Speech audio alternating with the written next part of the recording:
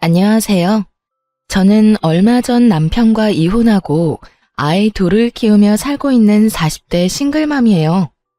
이번에 이런 사연글을 쓰게 된 건 제가 겪은 충격적인 상황을 전하고 세상에 이런 쓰레기들도 있다는 걸 여러분들께 알려주기 위해서예요. 제가 이혼한 이유 한번 들어보시겠어요? 저는 결혼 당시에는 사회복지사였어요. 어릴 때부터 특정 직업에 애착을 가지는 타입은 아니어서 깊게 공부하는 스타일은 아니었어요. 사회복지사도 초고령 시대에 진입하면 노인 돌보는 사업은 망하지 않겠다는 생각으로 가볍게 택한 직업이었죠. 결혼 후 취득한 요양보호사 자격증도 사회복지사를 하다 보니 요양보호사 자격증도 유용할 것 같아서 취득한 거였어요. 그렇듯 저는 직업에 관해서는 특별히 집착하는 건 없었어요. 그리고 나이 30에 때가 됐다는 생각에 평범한 회사원이었던 남편과 결혼하고 바로 첫째 아이를 가졌었죠. 결혼할 때도 시댁에는 아무 문제도 없었어요. 시모는 자기 이름을 걸고 가게를 운영하는 멋진 중년을 보내는 분이셨고, 시부는 쾌활하고 언변이 좋은 성격 좋아 보이는 분이셨거든요. 남편도 그런 시부를 닮아 말도 잘하고 사람을 재미있게 해주는 사람이었어요. 그래서 결혼을 선택한 것도 있었죠. 그런데 그런 시부와 남편 사이가 처음에는 많이 나빴어요. 너 그 회사 때려치우고 그냥 엄마 밑에서 가게나 하라니까. 꼴랑 그만큼 벌어서 저 자식 밥은 어떻게 먹여 살릴래? 요즘 세상에 남자 혼자 벌어서 살 수 있을 리가 없잖아요. 와이프도 같이 돈 버는데 아버지가 왜 난리예요? 그리고 불확실하고 불안정한 수입보다는 적어도 확실한 수입이 낫죠. 볼 때마다 남편 직장 때문에 엄청 싸우곤 했거든요. 그런데 그게 점차 달라지게 됐어요. 결혼하고 한 6, 7년쯤 한창 싸우고 지지고 볶던 시부의 남편이 둘도 없는 친한 친구처럼 죽이 아주 척척 잘 맞더군요. 게다가 시부 말이라면 꿈뻑 죽는 남편을 보면 이제야 철이 좀 들었나 싶은 마음 반, 그래도 이건 좀 너무 과한 거 아닌가 하는 마음 반이었어요. 시부의 부탁을 뭐든 들어주려는 것이 나쁜 건 아닌데 그게 남편의 일이 아니라 저의 일이 되어버리는 건 기분이 퍽이나 나쁘더군요. 가게를 열심히 꾸려가던 시모가 너무 아팠던 적이 있었어요. 몸 상태가 너무 좋지 않아서 여러 병원을 찾다가 결국 큰 병원에서 해본 검사에서 혈액암이 발견됐죠. 시모는 입원하게 됐지만 급격히 쇠약해지는 바람에 간병을 할 사람이 필요하게 됐어요. 며느라가, 네가 네 시어머니 좀 모셔라. 시부가 다짜고짜 그 말부터 툭 꺼내더군요. 상의가 아니라 통보였죠. 그게 얼마나 기분 나쁜 일인지 다들 아실 거예요. 저는 기분이 상했지만 일단 감정을 다스리고 시부에게 되물었죠. 아버님, 저도 할 일이 많은데 차라리 전문 간병인을 쓰는 게 어떨까요? 간병인은 돈 많이 들잖아. 그 돈 들이느니 네가 하는 게 낫지. 어차피 너도 그 뭐냐, 간병하는 거 자격증 있다고 하지 않았어? 요양보호사 자격증은 있지만 저는 따로 직장이 있잖아요.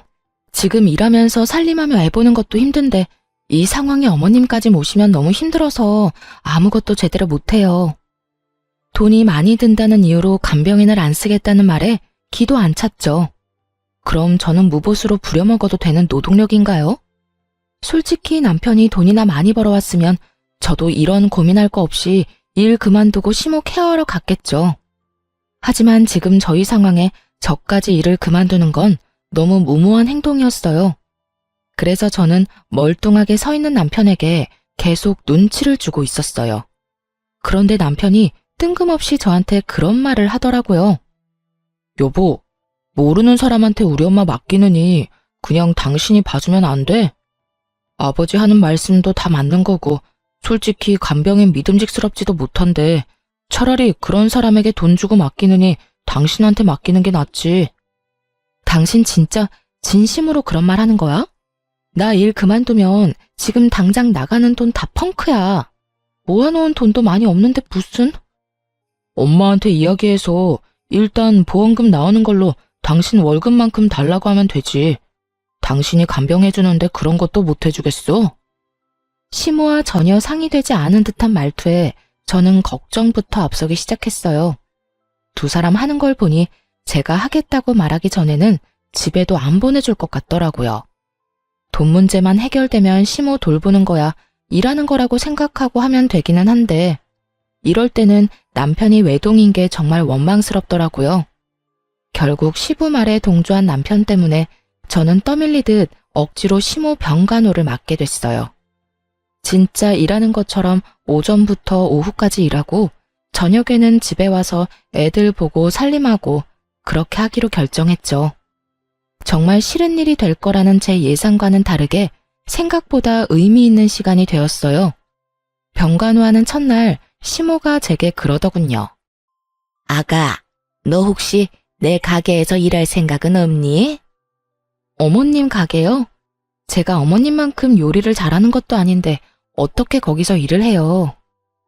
요리를 하는 게 아니라 운영을 하는 거지. 요리는 주방장한테 맡겨놓고 너는 가게를 굴리는 거야.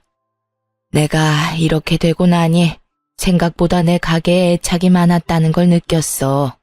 그걸 모르는 사람들에게 주느니 너한테 맡기고 싶은데 생각 있으면 배워보련? 정말 뜬금없는 제안이었지만 흥미는 생기더군요. 어차피 지금 있는 직업에 커다란 사명감이 있는 것도 아니었고 가게를 물려준다는 말까지 들으니 없던 흥미도 생길 수밖에 없더군요. 그렇게 그 다음 날부터 시모의 병수발을 들면서 시모 가게 일을 배우기 시작했어요. 시모 병원 입원 몇 달 전부터 시부가 가게를 운영하고 있었는데 매번 적자라 시모가 신경을 많이 쓰고 있다고 하더라고요. 그렇게 가게 운영에서부터 레시피까지 상세하게 저한테 알려주셨어요. 그래서 병수발 드는 내내 그리 힘들거나 지루하지도 않았죠.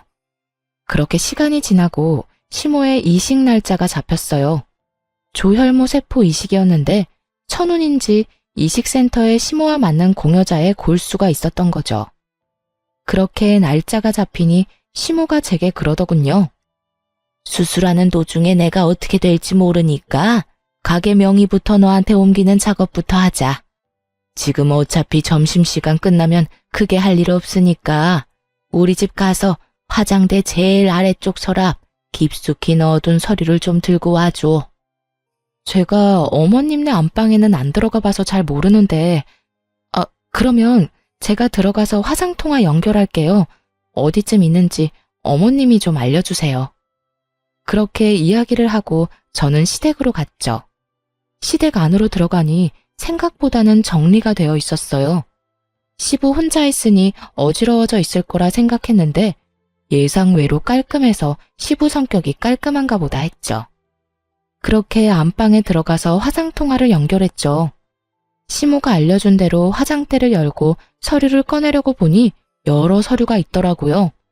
영상통화로는 질이 좋지 않아 제대로 찍히지 않아서 제가 전화를 끊고 서류를 전부 화장대에 올려놓은 채 하나씩 찍어 시모에게 보냈어요. 그런데 시모가 다시 전화가 왔더라고요. 예, 잠깐만 그 화장대 위에 있는 화장품 사진 좀 찍어서 보내줄래? 네, 잠시만요. 저는 화장대에 있는 색조 화장품과 기초 화장품을 모두 찍어 시모에게 전송했어요. 시모가 그걸 본 것인지 저한테 그러더군요.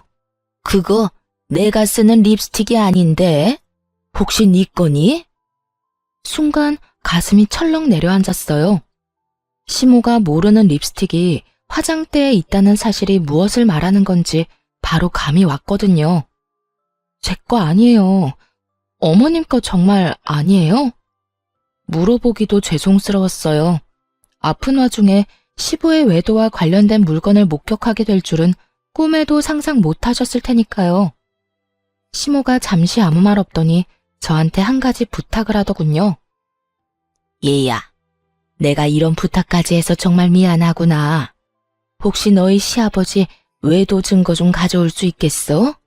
립스틱이라도 가져오면. 어머님, 외도 증거가 필요하시면 제가 안방에 녹음기 설치할게요. 어떤 쥐새끼 같은 여자가 여기 왔다 갔다 하는 모양이니 몰래 숨겨놓고 나중에 찾으러 오면 둘이서 무슨 이야기 했는지 알 수 있겠죠.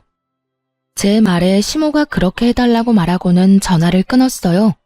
저는 그 길로 소형 녹음기를 샀어요. 연필형으로 된 걸로 용량도 짱짱하고 오랫동안 녹음이 가능한 걸로 가져와 시부가 일하러 간 틈에 안방 침대 머리 쪽 살짝 아래에 절대 보이지 않도록 조심히 붙여놨어요. 그리고 녹음을 눌러놓고 병원으로 돌아왔죠. 병원으로 오니 시모 표정이 좋지 않았어요. 화가 안 나면 이상한 거죠.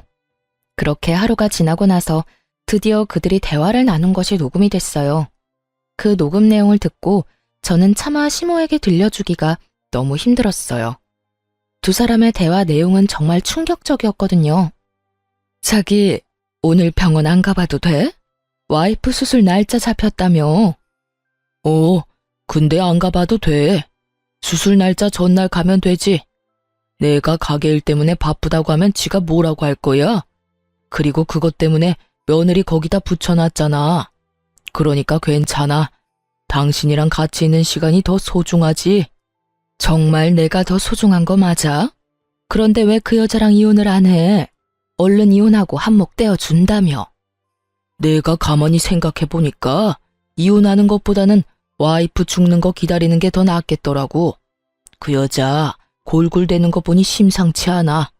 진짜 곧 죽는데도 믿을 수 있을 만큼 몸이 약해졌다니까.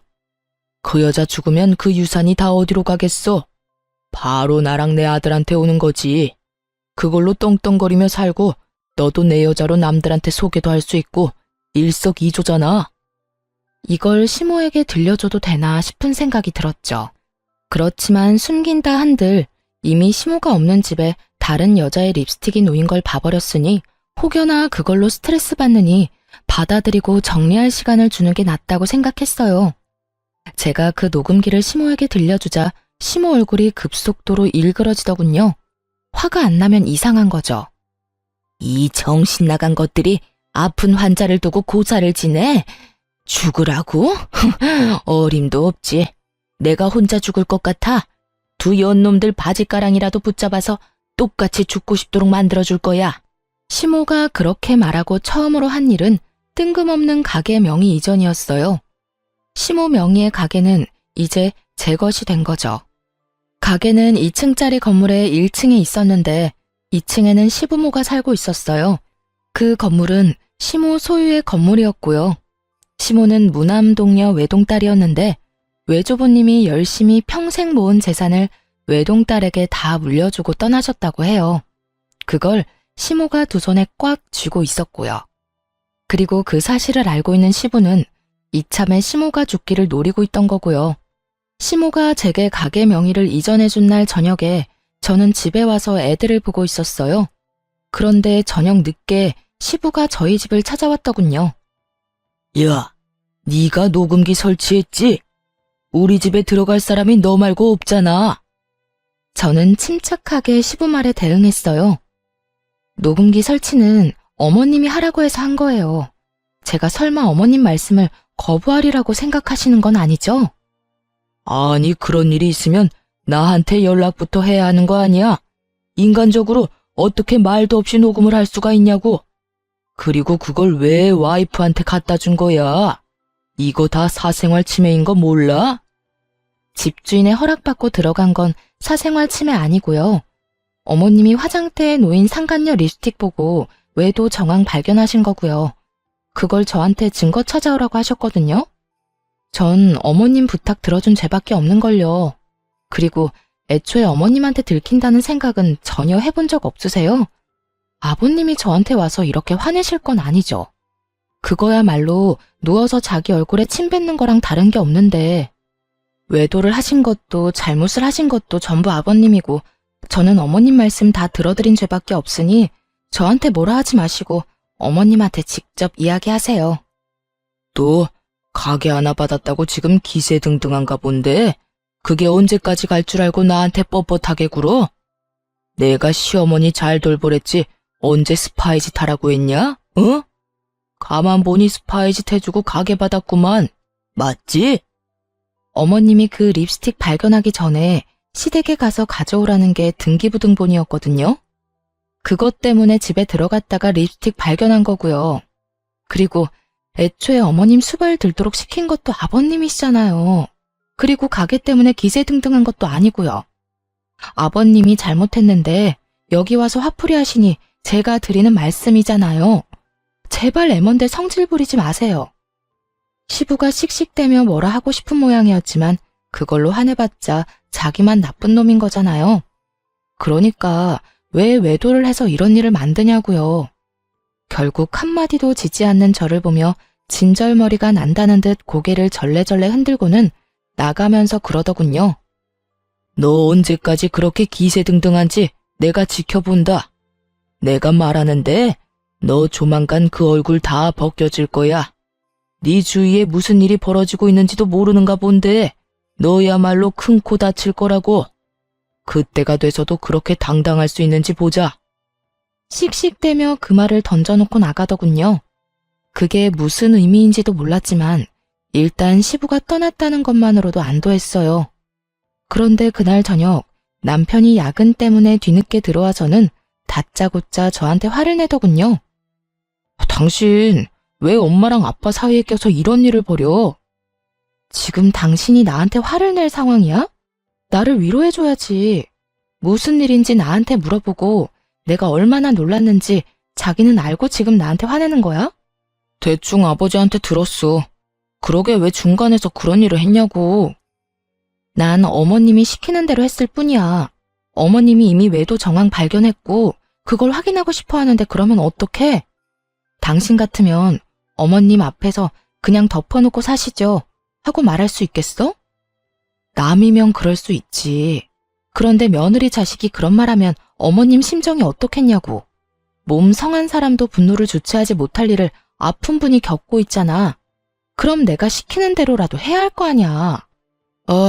그러면 최소한 아버지한테 물어는 봤어야지. 두 분 사이 틀어놓는 게 네 일은 아니잖아. 관계는 이미 아버님이 바람 피울 때부터 틀어진 거 아니야? 당신 근데 묘하게 아버님 편만 드네? 아무리 아버님이랑 친해도 이건 좀 아닌 거 아니야? 당신 어머님이야. 내 어머니가 아닌데도 나는 이렇게 화가 나는데 어떻게 당신은 그렇게 냉정해? 그럼 그 상황에서 내가 어머님을 속였어야 했어? 진짜 그게 맞는 일이냐고. 아니, 내 말은 그냥 끼어들지 말았어야 했다는 거지. 그런 일 있으면 나한테 이야기를 하던가. 그때는 그런 생각이 안 들었는데 지금은 당신한테 말 안 한 게 다행이라는 생각이 드네. 당신한테 말했으면 아버님한테 다 이야기했을 거 아니야. 그러면 아버님 외도 증거 사라지고 어머님만 억울했겠지. 너는 그 녹음기에 무슨 내용이 들어있는지 듣기는 했어? 얼마나 더럽고 천박한 이야기들이 들어있었는데. 들었어, 다 들었어. 근데 그게 뭐? 그렇게 된 것도 아니고 그냥 계획인 거잖아. 터무니없는 현실성 없는 계획. 그거 가지고 사람 몰아가는 건 아니지. 순간 남편의 그 말에 수상함을 느꼈어요. 왜 이렇게 시부 편을 드는 거지? 기분이 묘하게 이상했어요. 그리고 가게 명의 변경한 거 그것도 아버지한테 돌려줘. 당신이 가질 게 아니잖아. 그 가게 명의가 어머님이야. 어머님이 나한테 주신 거고. 병수발 들러간 첫날에 나한테 그 가게 주고 싶으니 가게 일 배우라고 하셨거든? 당신 진짜 점점 이상해. 왜 그렇게 아버님 편만 들어? 왜? 너도 남자라서 바람 피운 남자의 마음이 이해가 가? 제가 그렇게 추궁하자 남편이 눈에 띄게 당황하더니 갑자기 옷방으로 들어가 버리더군요. 그런 거 아니야. 그냥 아버지한테 말 전해 들으니 상황이 딱해 보여서 그렇지. 그런 거 아니라고. 너무너무 수상한 남편 모습에 결국 저는 흥신소에 남편 뒷조사를 의뢰했어요. 그리고 남편이 좀 더 자유롭게 무슨 일이든 저지르기 쉽게 만들어줬어요. 아이들을 친정에 맡기고 저는 시모 병원에서 당분간 지내겠다고 말했죠. 시부가 다시 찾아올까봐 무서우니 시모 곁에 있겠다고요. 그랬더니 남편은 별말 없더군요. 사람을 붙여놓고 난 뒤에 아침마다 남편의 행선지에 대해 물었어요.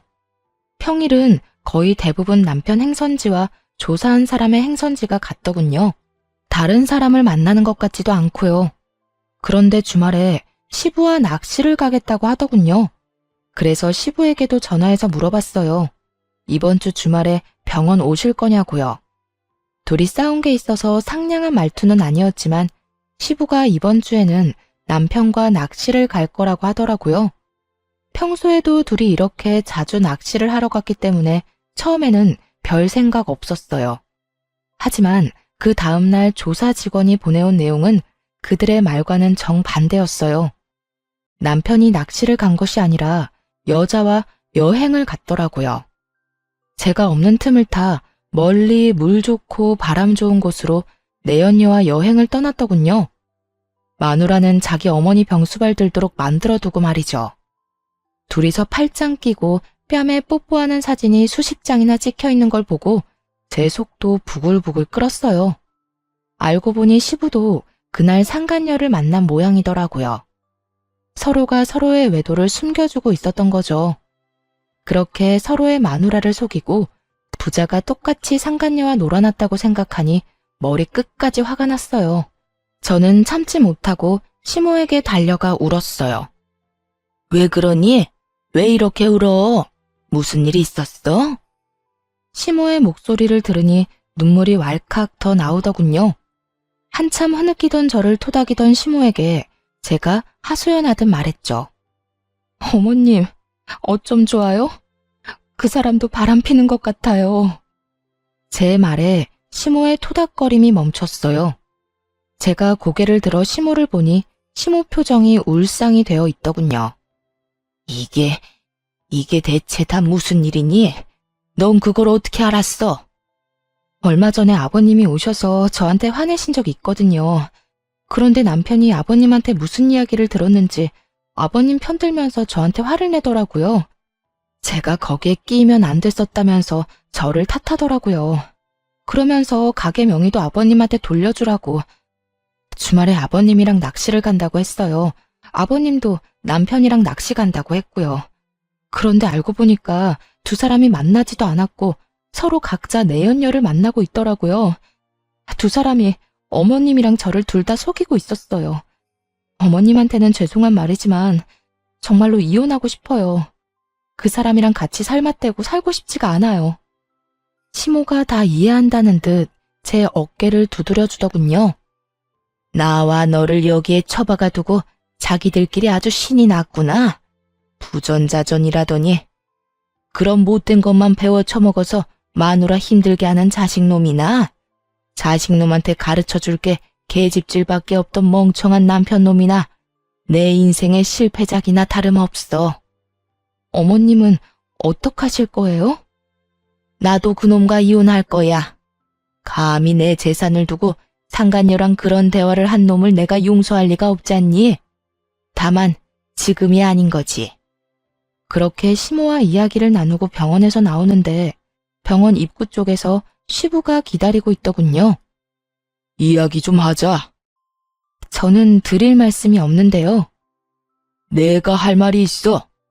너, 네 남편 바람 피는 건 알고 있어? 그거 알고도 지금 이렇게 유유자적한 거야? 우리 아들, 너 안중에도 없어. 그 여자랑 벌써 몇 년째 만나고 있는 것도 내가 잘 알지. 그걸 알고 있으면서 숨겨줬다는 건가요? 저도 이미 다 아는 사실이에요. 아버님이 말 안 해줘도 제가 다 조사했거든요. 서로 주고받은 게 많던데요. 그래, 나도 너 싫어. 그러니까 이혼이나 할 준비해. 그리고 네가 가져간 가게는 우리가 다시 가져올 거야. 알아들어? 우리가 누군지는 모르겠지만 전 주인은 어머님이시고요. 유책 배우자이자 내연녀가 있는 남편에게는 아주 불리한 싸움이 될 거예요. 제가 원하던 거였는데 남편도 원한다니 다행이네요. 말 한마디 안 지지? 너 앞으로도 그럴 수 있나 두고 보자. 그리고 앞으로 여기 오지 마. 네가 와이프한테 쓸데없는 바람 불어넣는 거 안다. 그 사람 성격에 나랑 이혼하는 거 죽어도 못해. 근데 네가 옆에서 살랑살랑 꼬드기면 그 여자 마음이 약해서 넘어갈 수도 있지 않겠어? 그러니까 앞으로 여기 얼씬도 하지 마. 마음대로 생각하시고 마음대로 행동하세요. 저도 마음대로 할 거니까요. 아버님은 보호자이기도 한데 방관자이기도 했잖아요. 그리고 아직까지 저는 이혼을 안 했으니 가족은 맞고요. 어머님이 원하시면 계속 올 수밖에 없어요. 넌 뭐가 그렇게 떳떳해? 너 지금 가게 하나 가졌다고 지금 이렇게 나오는 거야? 나 이래봬도 아직은 네 시아버지야. 그러니까 저도 존중해드리려고 존댓말 쓰고 있잖아요. 왜요? 이제 와서 제가 어머님한테 가게 하나 받으니까 다른 재산도 뺏길까봐 걱정되세요? 그러면 애초에 바람을 피우지를 말았어야죠. 도대체 잘못한 사람이 누군데 왜 저한테 성질인데요? 저도 피해자거든요? 지나가는 사람 붙잡고 물어봐요. 누가 과연 떳떳해야 하는 건지. 제가 떳떳한 이유는 제게 잘못이 없기 때문이고 아버님이 저를 보며 못마땅한 이유는 제가 바른 말만 하기 때문이겠죠. 그렇게 시부에게 일침을 놓고 돌아섰어요. 시부와 싸워봤자 아무것도 해결되는 것도 없으니까요. 그런데 돌아오는 길에 너무 화가 나는 거예요. 제가 왜 이런 취급을 받고 있나 싶고 왜 저딴 인간이 나한테 그런 소리 하는 거 참아야 하나 싶고 그래서 남편을 불러냈어요. 아무것도 모르는지 남편 놈은 태연스레 제가 말한 곳으로 오더군요. 갑자기 왜 밖으로 불러내? 집에서 이야기하면 되잖아. 귀찮다는 듯 말하는 남편 놈을 보며 저는 남편을 째려보며 말했죠. 집에 도착할 때까지 참을 수 없었거든. 내가 방금 아버님한테 들었는데 당신 바람 핀다며? 여자 있다던데? 그래서였어? 그래서 당신 아버지 편들면서 나한테 화냈냐? 갑작스런 제 말에 남편 놈이 당황했는지 얼굴이 하얗게 질리더라고요. 그게 무슨 소리야? 아버지가 그랬다고? 당신이 뭐 잘못 들었겠지. 잘못 듣기는 뭘 잘못 들어? 당신 아버지가 나한테 직접 이야기한 건데 나더러 빨리 이혼하라더라. 그것도 네 생각이야? 잠깐만 기다려봐. 남편은 급하게 전화를 걸더라고요. 시부에게 전화를 하는 거였어요. 아버지, 저 지금 와이프한테 이야기 들었는데 그 이야기 뭐예요? 왜 그런 이야기를 와이프한테 하셨어요? 내가 못할 말했어? 어차피 이혼할 거잖아. 너 그 여자 좋다며. 그럼 깨끗하게 이혼하면 되지. 지금 그 말이 아니잖아요. 그거 말 안 하기로 해서 저도 아버지 변호해드린 건데 이렇게 제 뒤통수를 치는 거예요? 뒤통수? 네 마누라가 내 뒤통수 친 건 생각 안 해? 근데 어떡하냐? 내가 말하기도 전에 미리 알았다는데. 그럼 내 탓은 아니지. 네가 치밀하지 못했던 거지. 시부 말에 남편이 화나서 쏘아붙이는데 저는 그런 남편 전화를 뺏어서 끊어버렸어요. 이게 무슨 짓이야? 당신 왜 엄한 데다 전화해서 화내고 있어? 지금 당신은 당신 아버지한테 화낼 게 아니라 나한테 변명이라도 해야지. 나 다 아는 거 맞아. 너랑 너희 아버지 그렇게 친한 척 들러붙은 거 일부러 나랑 어머님한테 알리바이 만들려고 그런 거잖아. 내연녀 편하게 만나려고. 제 말에 남편 얼굴이 새파랗게 질려서 제게 변명을 하더군요. 여보, 이거 다 아버지 때문이야. 아버지가 엄마 재산 자기한테 안 올 것 같으니까 나까지 끌고 가려는 거라고. 나 진짜 그 여자 몇 번 안 만났어. 거짓말하네. 내가 모를 줄 알아? 어머님 돌아가시고 그 재산 당신이랑 당신 아버지가 다 가지려고 했다며.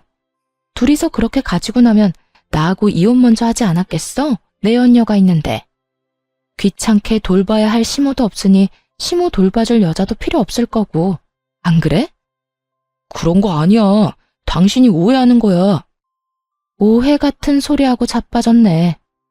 바람은 네가 폈는데 왜 당신 아버지를 걸고 넘어지냐고.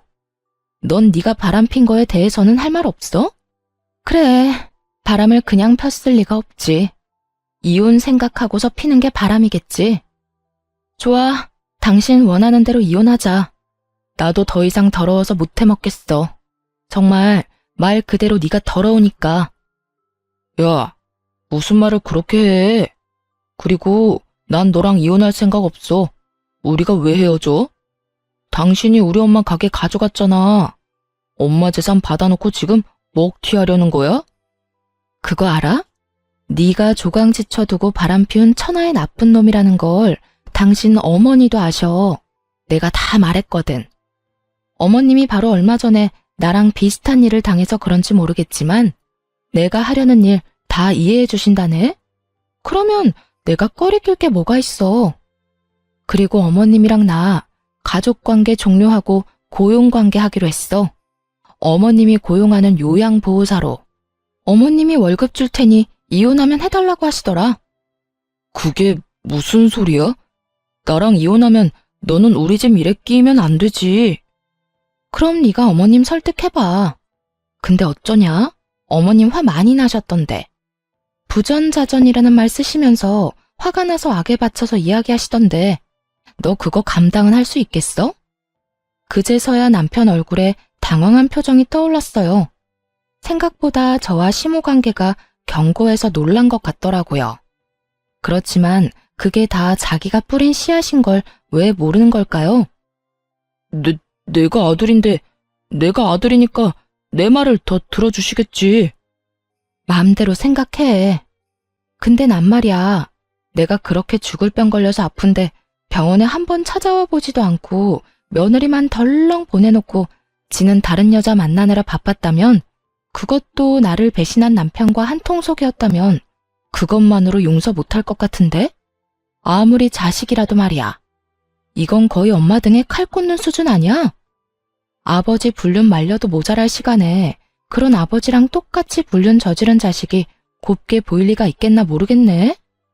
그제야 자기 처지를 생각해낸 남편놈 눈알이 불안하게 떨리더군요.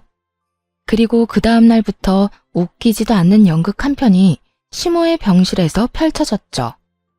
남편이 시모를 찾아와 용서를 구하며 병간호를 하며 착한 아들 노릇을 하더군요. 근데 그거 아시나요? 간병도 해본 사람이 잘해요. 모르면 매번 환자에게 물어봐야 하고 의료진에게 계속 물어봐야 하거든요. 그런데 아무것도 모르는 놈이 간병하겠다고 설치니 환자인 시모가 더 속 시끄러울 수밖에 없었죠. 게다가 아들을 향한 그 냉정한 표정은 저도 상상 못할 만큼 차가웠거든요. 여태 안 찾아오다가 무슨 바람이 불어서 여기까지 와서 안 하던 짓을 해? 난 너한테 간병받기 싫다. 어머니, 지금까지 찾아와 보지 못해 죄송해요. 그래도 제가 안 오고 싶어서 안 온 게 아니라 일이 좀 바빴거든요. 그래서 계속 못 온 거예요. 그래?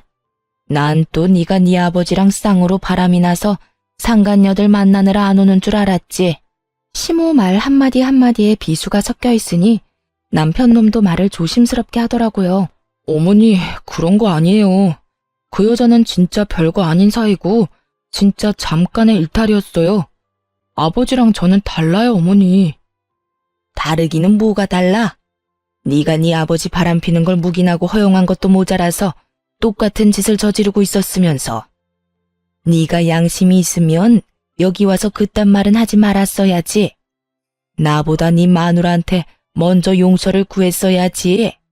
네가 왜 나한테 잘해줘? 이제 와서 왜? 너도 나한테 바라는 거 있어? 그런 거 없어요. 어머니, 제발 제 진심을 오해하지 마세요. 오해는 무슨 얼어 죽을 오해? 그게 진심이라고? 그딴 게 진심이면 세상의 진심은 다 죽었겠구나. 내가 네 아버지 때문에 얼마나 힘든지 알면서도 끝까지 나한테 먼저 이야기 안 했어. 그게 괘씸한 거야, 이 망할 놈아. 결국은 시모가 화를 내며 남편 놈을 쫓아내버렸어요. 그러자 그 뒤로 시부와 남편 놈이 번갈아가며 시모 병실을 찾아와 시모에게 용서를 빌었어요. 여보, 미안해. 내가 진짜 그때는 귀신에 씌었나 봐.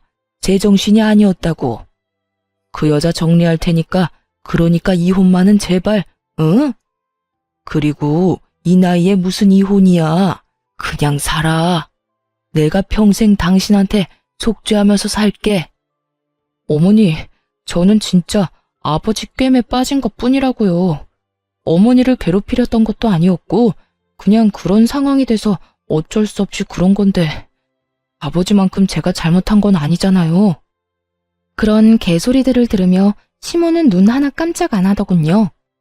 저도 간병하면서 병실 안에 있었으니 다 들렸거든요. 그리고 저는 시모 덕분에 이혼 절차를 밟을 수 있었어요. 저희 신혼집은 시모 명의였고 남편과 제 사이에 모아둔 돈도 많이 없었으니 재산 분할할 것도 그리 많지 않았죠. 하지만 남편놈은 유책 배우자가 돼서 저에게 엄청난 위자료를 줘야 했어요. 그리고 상간녀 소송도 역시 같이 진행했죠. 바람을 핀 건 두 연놈이니까요.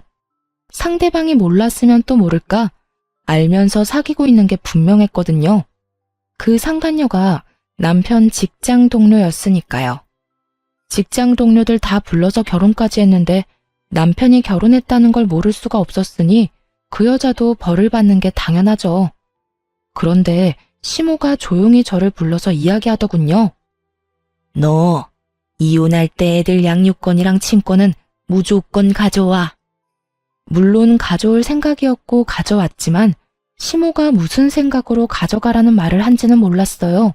그런데 이혼이 법적으로 결정되고 나서야 저는 시모의 의도를 알게 됐어요. 시모가 이혼을 확인하자마자 본인의 재산을 손주들에게 증여를 해줬거든요. 가게가 있던 2층짜리 건물이랑 저희 신혼집이요. 그리고 평소처럼 용서를 빌려온 남편과 시부에게 시모가 말해줬어요. 내 가게, 건물, 그리고 너희 신혼집, 내 손주들 앞으로 증여했어. 너희처럼 여자 눈에 눈물 흘리도록 만든 놈들한테 내가 물려받은 거 단 하나도 줄 생각 없어. 여보, 도대체 왜 그런 짓을 했어? 지금 친권이 누구한테 가 있는데 당신 재산 저 며느리가 함부로 쓰기라도 하면 어쩔 거야? 함부로 써? 당신한테 맡겼으면 순식간에 사라졌겠지. 나 죽으라고 고사도 지내는 판에 그 부동산 돈으로 바꿔서 다른 여자 먹이고 재우고 입히는데 열심히 썼겠지.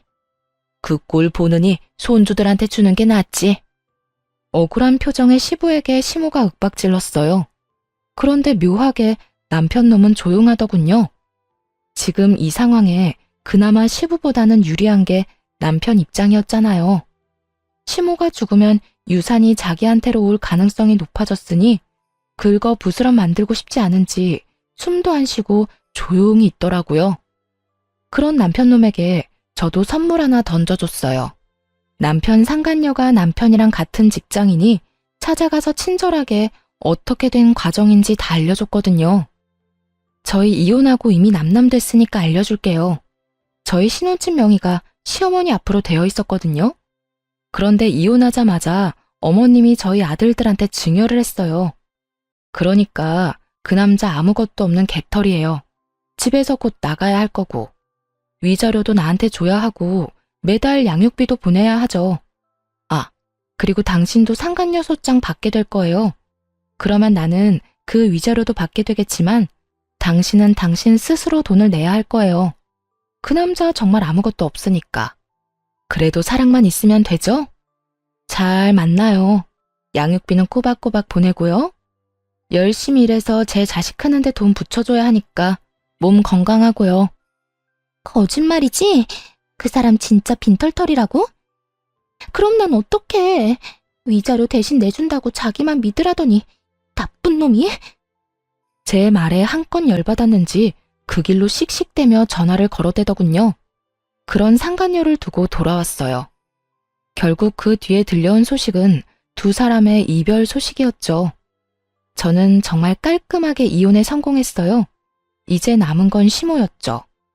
시모는 제가 이혼하고 손주들에게 부동산을 증여해주면서 모든 재산을 정리해두고 이혼 소송을 진행했어요. 시부가 죽자 살자 매달렸지만 시모가 들은 채도 하지 않았어요. 그 여자와 만난 것이 하루 이틀 일도 아니었고 거의 5년 가까이 만나며 시모를 기만했으니까요. 게다가 아픈 사람을 두고 바람을 피우면서 심지어 재산을 다 가질 거라는 이야기를 했으니 그에 관한 시모의 분노가 얼마나 컸는지는 상상하지 않아도 알만했어요.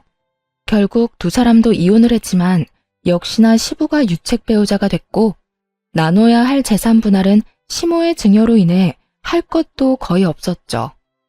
시모 명의로 된 것은 현금 자산뿐이었는데 그마저도 병원비와 보험금으로 받은 거라서 건드리지도 못하게 됐거든요. 결국 부자가 똑같이 계집질하다가 이혼당하고 빈털터리로 나앉게 생긴 거죠. 게다가 상간녀까지 떠나가니 지푸라기라도 잡는 심정으로 시어머니 병실만 뺀질나게 드나들더라고요. 어머님은 자기가 오래 살지 못할 거라 생각했는지 마음을 단단히 먹고 시부를 빈털터리로 만들었고요. 그런데 정말 웃긴 건 제 전남편 놈이었어요. 그 자식이 시부가 나가 떨어진 걸 보고 시모에게 찾아와 뭐라고 했는 줄 아세요? 어머니, 이제 하나뿐인 자식인 제가 어머니 잘 모실게요. 이러는 거예요. 그러면서 세상 효자인 척 다 하더군요. 시모가 그런 아들 바라보며 물었죠. 아, 그래? 그럼 잘 모셔라. 내가 해달라는 대로 다 하고 그 정도는 할 수 있지? 네, 당연하죠. 어머니, 저만 믿으세요. 그 꿍꿍이 속을 왜 모를까요? 필시 속으로는 시부가 이혼했으니 만약 이 상태로 시모가 죽으면 자기한테 시모 유산이 다 상속될 거라고 정신나간 상상하고 있었을 거예요. 그렇지만 그 뒤에 들려온 시모 말에 전 남편 표정이 울상이 됐죠. 그래, 그러니까 내가 미리 알려줄게. 나는 내 재산 다 쓰고 갈 거야. 그리고 다 못 쓴 거 있지? 그건 사회에 기증할 거라고 유언장까지 적어놨어. 내 재산에 관심 있는 사람들이 많고 뒤통수까지 쳐가면서 가져가려는 사람들이 있으니 그런 인간들 배불리지 않으려면 내가 다 걷어가는 게 맞지 않겠니? 어머니, 그런 게 어디 있어요. 제가 자식인데 당연히 저한테 물려주셔야죠. 왜 당연히야? 너 내 재산 불리는데 도움 준 적이 있어? 네 아버지랑 마찬가지로 나 뒤통수 치기나 바빴지. 인간아, 좀 착실하게 살지 그랬어. 왜 죽어가는 엄마를 두 번 찔러 왜? 내가 널 용서해서 여기 놔두는 것 같아? 천만에. 네 아버지랑은 다르게 법적으로 헤어질 방법이 없으니 그냥 두는 거다. 엄마 재산으로 한몫 챙길 생각뿐이었던 인간 주제에 여기가 어디라고 기어들어와서 가짜 효자질이야? 네 놈이 네 아버지랑 똑같이 계집질하는 동안 여기 네 전처가 나 다 케어해줬어. 곧 죽을지도 모를 엄마 맡겨놨으면 네가 더 잘했어야 할 거 아니야. 왜? 돈만 많고 쓸모없는 엄마 여기 가둬놓고 마누라까지 같이 처박아 놓으니까 잘 만났어? 그렇게 자유롭게 여자 만나니까 좋았어? 넌 네 와이프한테도 잘못했지만 나한테도 잘못한 거야. 내가 미안해서 며느리 앞에 얼굴을 못 든다고. 결국 시모에게 호통을 듣고 혼이 나가버린 전 남편은 병간호를 마치고 돌아가는 절 붙잡고 감히 애들 이야기를 꺼내더군요. 애들 잠깐 보게 해줘. 잠깐이면 돼. 이제 이혼하면 자주 못 만날 텐데 지금이라도, 어? 애들한테 무슨 헛소리 하려고. 나한테 해. 애들 앞에서 할 말 나한테 못할 게 뭐가 있는데? 그런 거 아니니까 잠시만 보게 해줘. 나도 아빠인데 애들 볼 수 있잖아. 갑자기 애들 보고 싶다고 하는 남편을 보며 뭔가 묘하게 이상한 기분이 들었는데 뭐 어쩔 수 없었죠. 애들 아빠니까요. 그렇게 애들을 만나게 해줬는데 애들이랑 셋이서 이야기를 얼마간 하더니 곧 풀이 죽은 얼굴로 밖으로 나오더군요. 전 남편 돌아가고 애들한테 물었어요. 그랬더니 첫째가 말해줬어요. 아빠가 우리한테 예전처럼 엄마 아빠 다 같이 살고 싶지 않냐고 묻던데 우리가 엄마한테 말하면 같이 살 수 있다고. 속으로 열불이 났어요. 이게 하다하다 안 되니 시모에게 재산 증여받은 아들들에게 나를 회유하라고 요구한 거였어요. 하긴 자기 딴에는 답답했겠죠. 이제 곧 신혼집에서도 떠나야 하니까. 전 남편 완전 개털이었거든요. 그래? 그래서 넌 뭐라고 했는데? 아빠는 엄마 안 좋아하는데 어떻게 같이 사냐고 물었어. 그랬더니 아빠가 엄마 좋아한다고 하길래 그러면 왜 엄마 놔두고 다른 아줌마랑 여행 갔냐고 물었지. 아들 이야기 듣는데 가슴이 미어지더라고요. 어른들의 이기심과 부정함을 이렇게 빨리 알게 된 것에 너무 미안한 마음뿐이었어요. 그랬더니 아빠가 다 실수라고 하면서 우리들 사랑한다고 이야기하더라고. 근데 아빠 우리 사랑한 적 없잖아. 같이 놀아준 적도 없고.